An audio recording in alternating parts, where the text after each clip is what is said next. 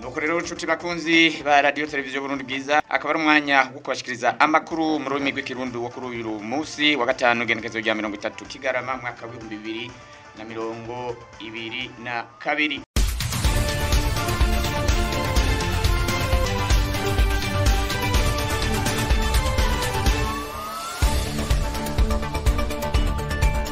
Aya makuru rero akaba agizwe n'ingingo imwe rudende aho kuri uyu wa gatanu mukuru w'igihugu Evariste Ndayishimiye yatanze ikiganiro ku bamenyesha makuru n'abandi barundi kugira ngo baganire bongere babaze ibibazo bitandukanye byerekeye ubuzima bw'igihugu.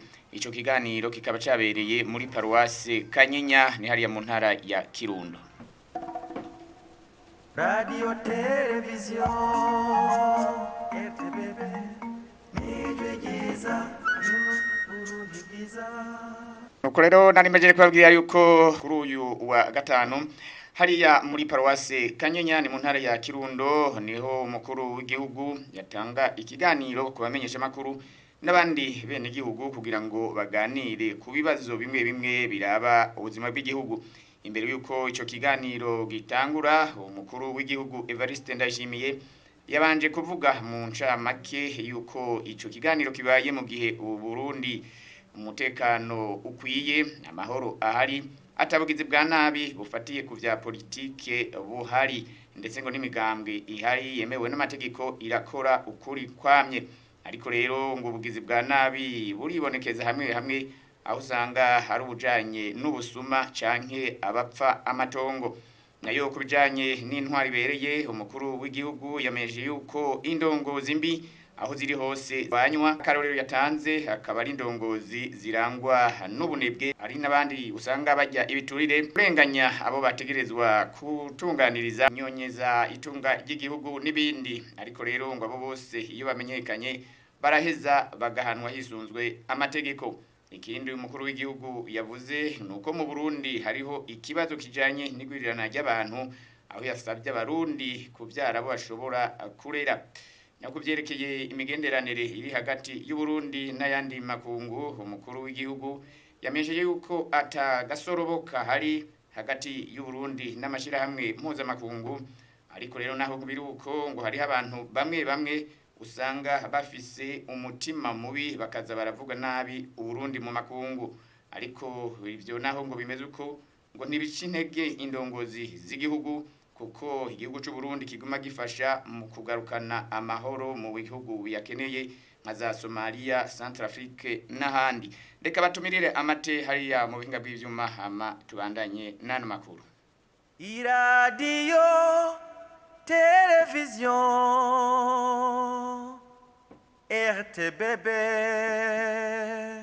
nijegeza Burundi bwiza.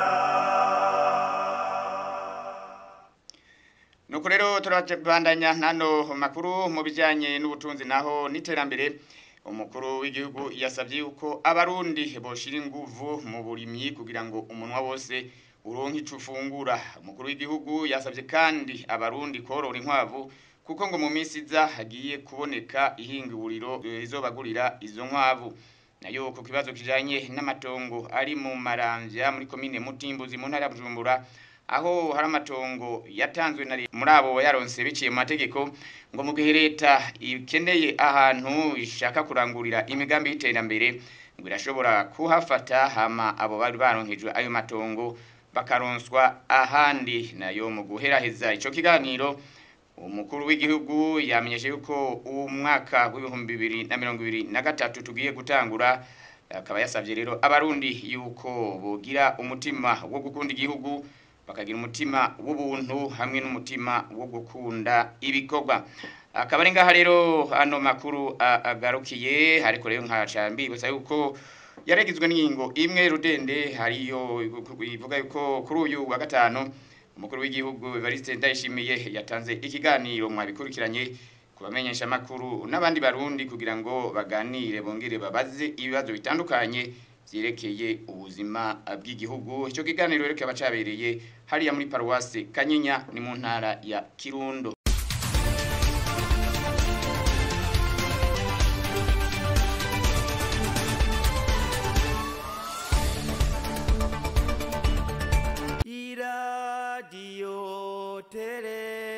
Television RTBB Nijwi ryiza ry'Uburundi bwiza